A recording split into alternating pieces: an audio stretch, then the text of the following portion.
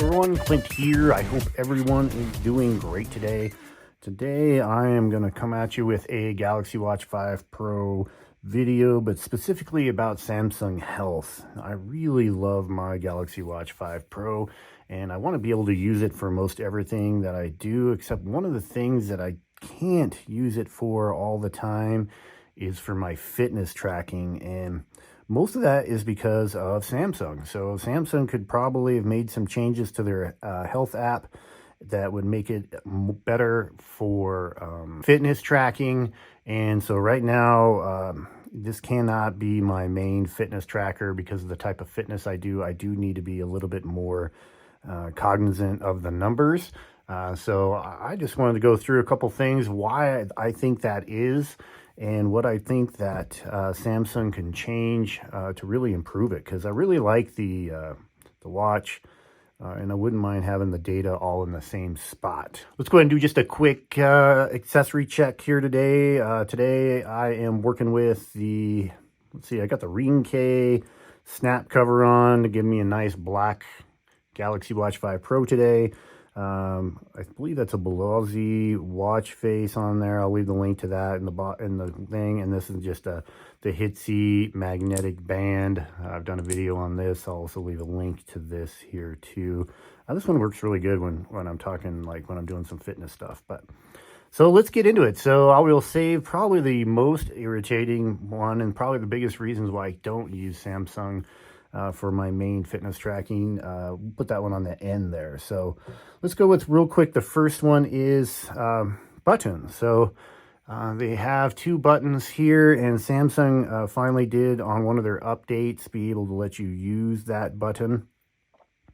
However, they did an okay job with it. So if I go into, so if you start a workout here, let's just do real quick another workout, and that's okay. So we're going to talk about that real quick, why this is running. So that is actually on my list also, and that is that dang countdown timer, and that's part of the buttons. I think I would really like Samsung to get rid of that stupid countdown counter. I don't know why anybody wants to use that, but I want to just be able to open my workout app and then let it chill for a minute. And then when I'm ready to go.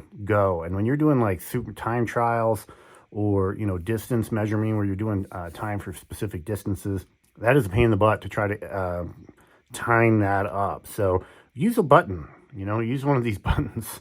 You got two buttons, use it. I really think that Samsung should be able to rechange the buttons once you get into the Samsung Health app and while you're in a workout. So here we are rolling on a workout. So Samsung has a button here to where you can stop it, which is really good. So it's important, again, when you're doing specific time trials or you're doing distances and you hit a certain distance, you want to stop that clock, you want to get exactly where you're at. You need a button because you're still moving, you're still active. You want to just be able to hit a button. You don't want to just swipe over and hit pause. You want to hit a button. So Samsung recognized that, and they made this button a long press in Samsung Health that will stop it. Okay, great. The problem is that long press only works when the watch face is active. So if I press this long press now, nothing happens. And so now the screen turns on, but it doesn't pause the activity, which drives me insane because there's sometimes where I'm running or doing something and I'm just kind of moving, waiting for the time to hit, or I got it over here and I'm watching the time to hit and the screen goes to sleep, and then I got to press the button, and then it turns the screen on and doesn't actually stop, and so then I have to go and press it again. Drives me nuts, absolutely crazy. I don't understand why the button can't be live all the time. They should change that setting, absolutely. And then they should also change the setting to where you don't have that countdown timer and it can just start it with the button. So open up the app, start with the button, and I'll explain here on the next one why that can be an issue sometimes. Okay, so part of the issue, like I said with that, when it does that type countdown, so if you're going over here and you are, let's end this guy here, see now, got to turn the screen on. Okay, finish. Let's finish that one up real quick. and we will get rid of that. And so if you're in a run, so you want to do an outdoor run, so you come over here to running, or let's do it from the tile. And the biggest problem here is the tile. So I'll give a tip on this right here. So if you're using the tile, and I went right past it, didn't I? Yeah, you got to be careful when you're using the tile. So if you have, see, I have running right there on the tile, because running, cycling, and other workout is the 3 most common workouts I do. That's why it's on a tile. That's what makes a tile great. But if I hit running, it goes straight to the 3, 2, 1. It doesn't pause, and I got to like time that just right. Biggest problem is now the GPS is not locked. So it wasn't locking in on the GPS. You can see the GPS is locking. I'm running. I'm not getting good data because the GPS wasn't locked in. Drives me absolutely crazy. They should fix that to where you can start and stop with the button. Now, a quick trick to get out of that, to keep that from happening, don't go from your tile, which kind of makes it useless. So you got to more, and then if you go over to running, then you can sit there and leave it there before you hit it and let it do the lock right there. So you can wait here and it'll lock. I'm inside in a basement, so it's probably not going to get a lock, but you can get a lock, and then you can hit the button, and then you can go, and then you get proper data. Again, that seems like a giant pain in the butt, and an easy fix, super easy fix. So drives me nuts on there. Speaking of GPS, another giant pain, if you ask me, is you cannot change anything. So if you're doing, so now we got a running and a other workout, but indoor workout. So it gets cold here in Colorado, so I have to run inside a lot. And no watch is super accurate. I think my Garmin is probably the most accurate indoor running watch I've ever used. It gets pretty close on the actual distance with the treadmill. But every other watch doesn't. My Apple Watch doesn't. Definitely this one does not even come close. Here's an example. This is an indoor run of, I think it was 3.5 miles, but it was actually a 4-mile run. So there's no way to then come in here and edit the workout to where you can change the distance, or you can't do it on the watch. You can't do anything. And I need to know the time and distance, and I want to be able to see that in a chart. So I actually have to manually take this information, put it into a Notion table, just to get my data to where I can see it, to where I can see if I'm improving or faster or whatever I need to do. You can't do that. Yeah, see, 3.54. It was actually a 4-mile run, so it was almost a half mile off, which is fine. I don't have a problem with that as long as I can change it. So now my splits are wrong. Everything's wrong because it's just wrong, and it will not let you change it. And in Samsung's defense, Apple also will not let you change it. Garmin seems to be the only ones that let you actually change it. And while you change it, it actually adjusts and does some algorithm to help with the watch, checking the distance before anyway. So that is super irritating. I wish they would fix that also. If you're not a runner, I guess it's not too big of a deal, but drives me crazy. All right. The next one is lack of sync options. So Samsung Health back in the day, if y'all remember, had all kinds of sync options. You'd be able to sync this baby to all kinds of different stuff. And now it just doesn't let you do that. It hasn't for a while. It did come out with Health Connect, which is definitely a bonus.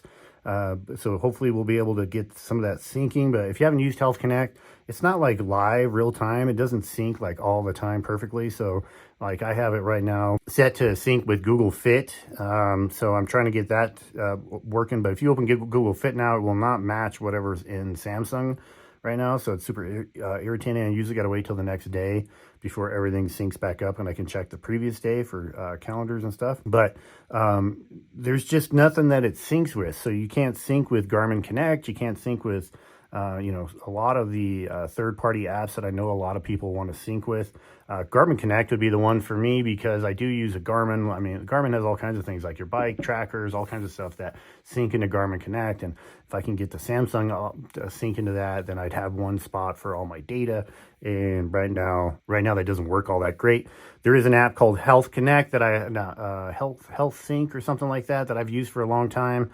That does help, but then it has a limitation for just Samsung Health where it doesn't sync over your steps, which is a bummer because I would really like my Garmin stuff when I'm running to go sync over to my Samsung Health, because one thing I love about Samsung Health, I don't know about you guys, but is these challenges. These challenges are so cool where they're challenging around the world. I really dig them, but they're all step based. And if I'm not wearing this for, my big runs and stuff, then I don't get those extra steps. So a lot of times I have to double fist it, and I'll have a Garmin on one side and my Galaxy Watch on the other, just so I can have the steps, and because I don't really pay attention much otherwise. So that's kind of a bummer. I wish they would work on that for sure. So that's one of the last ones there. And let's see here. So I think I've gone through most of the things that bug me. There are several others, but I'm going to end with the biggest one. The reason why I do not wear this, and that is because of the sensor. So the heart rate sensor on here, I think it did improve a lot from the Galaxy Watch 4. But it is still not great at all. And it goes high for some reason. Like, I'm going to show you a quick workout here that I had. This is a weightlifting workout, which is not too intense, but it shows my max heart rate at 179. So there's a spike here, 179 beats per minute. I believe that's even significantly higher than my actual maximum heart rate. So I don't even think my heart rate can't even get that high, and guarantee it does not get that high during a lifting situation. I'm not sprinting. I'm not doing anything. That is the most common problem I have. It used to be you'd have these giant gaps in there.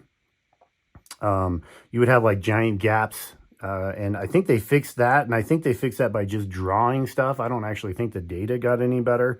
But this is another example. I can tell you right now, this shows like 152 all the way through here. This is like 8 to 10 beats per minute higher than my actual heart rate is. Because like I said, I'll wear this sometimes with my Garmin if I'm doing a run, just so I can get the steps.